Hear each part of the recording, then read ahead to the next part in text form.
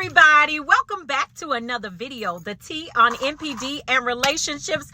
Hello everyone, to all of my new subscribers and new family members, hello and welcome. And of course to my tribe and family at large, listen y'all, welcome back. Thank you all so much for of course coming back and watching another video. Y'all know I love to always mention our Thursday, y'all. That's right, Thursday night live streams, and I want you all to make sure that you do have your alerts on so you know which day we will be going live. Most of the time it's been on Thursday nights, but then we've been shifting it around a little bit with my changing schedule. So I just want to make sure that you all get an opportunity to get in on that Thursday night live stream. Of course, y'all know every time we drop a video, and that's 5 p.m. Pacific Standard Time, 5 p.m. Pacific Standard Time. We are live right here on the channel. And y'all know every time we drop a video on the channel, the goal of the day is 2.1K plus on the likes. Y'all know if you rocks with your girl, hit that like button, hit that like button, hit that like. Y'all hitting that like button? Are y'all hitting the like button for me? Okay, I'm just checking to see if y'all rocking with your girl. Okay, y'all rocking with your girl? All right, just checking. All right, y'all, let's jump into the topic of this video. Okay, I want to talk about the thing that a narcissist values as much, if not as more than supply. Okay. We need to talk about this because I want you all to understand something about how narcissists abuse, okay, and what they say, how they say it, who they do it in front of, who is not privy to that. You understand what I'm saying? Side of them. All right. So when we talk about what they actually value more, if not more than supply or as much as supply, is the image that they portray in front of everyone. Okay. Now, I want you to understand something about the way that they get down with this whole image thing. A narcissist lives a life of duality. Okay.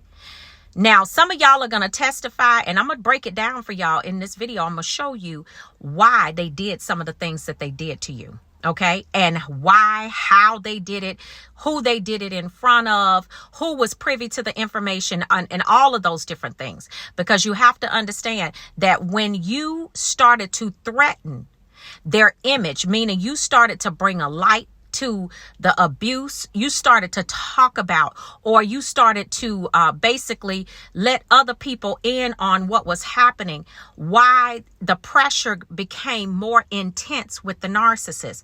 And some of y'all are going to talk about, when you went back to the family, or some of y'all going to testify, when you went back to the family and you started telling the family what the narcissist was doing to you, actually, when I tell you it intensified like 20 million times in the home with the narcissist, this is why. Okay, this is why. A narcissist no doubt needs supply. They do. They no doubt need supply. They have to have it. But a narcissist thrives off of not just supply, but the way that other people see them, their image, their reputation, how someone else thinks of them.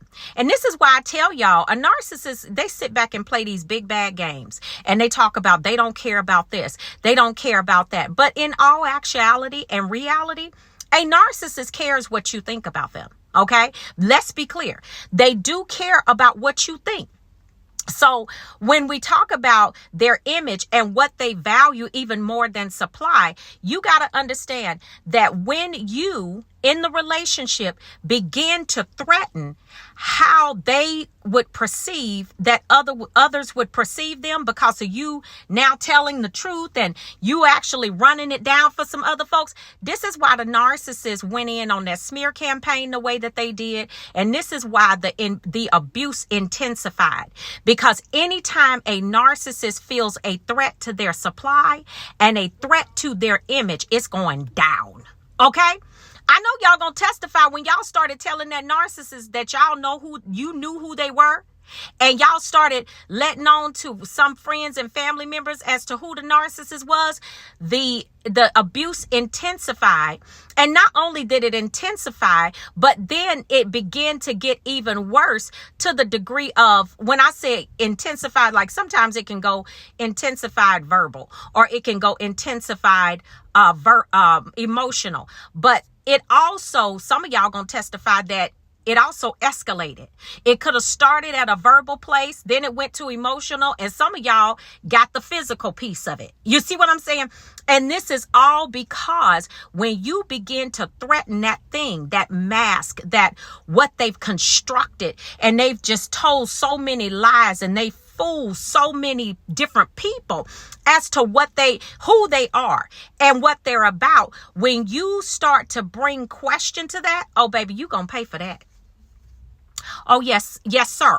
Yes, ma'am. You're going to pay for that, because a narcissist, they see supply as one thing because they need supply. Okay. Supply is needed to uphold and to continue to pump into that image that they have created. But it takes a lot of planning and a lot of manipulating to actually get this image the way that they want it. Okay, before certain people. So when you come along and now the narcissist has started in this devaluation stage, and they're doing all kinds of craziness to try and rock you. I'm talking about to just destroy you. And you start to pull back, and you start to tell them, you know, you're not this and that. And you start to tell them the truth about themselves. Baby, no, you will see the absolute worst come out of a narcissist. It's not, and it's on a different degree of, you know, like shame is one thing. But when you pose a threat to that image that they have built, that false persona that they have built, listen, some of y'all got dealt with in some of the most severe ways from a narcissist. Some of y'all got ghosted by the narcissist. Some of y'all they did that tit for tat mess. When you did it, you never thought that narcissist could be so wicked and so evil, until you started to really tell them the truth about themselves, and you started to back up and say, no, this image that you have portrayed in front of everybody is a complete lie. You're nothing like this. I don't care what you say. No, this is who you are. And when you started to come back with the narcissist and say those different things, the narcissist has to do everything that they can to shut you down. So at that point, it's about forget about the supply. You know what I'm saying? They don't care about who you are, and what you do for them. At that point, that's when a narcissist is ready to burn a bridge. Okay. Not that they don't burn them anyway. A narcissist will torch a bridge in a minute, because the way that they leave out of the relationship, it's almost like they can't return anyway.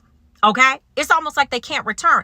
But this right here, when you start to threaten that image that they've painted for everyone, this takes a narcissist to the point of no return. It's right there with that shame aspect that they have. You know, that shame that they run from so fiercely. This is right there with that.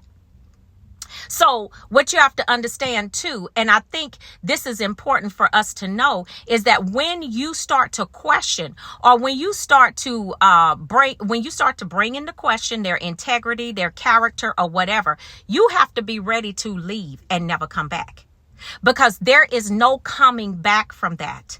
There is no coming back from tainting their image, or, you know, making others believe that they're not perfect, or, you know, destroying or bringing question to this well-constructed persona that they projected to the world. There's no coming back from that. And I know y'all gonna testify when y'all told that narcissist exactly who they were. That narcissist went in on you. You want to see a narcissist blow up? Do that.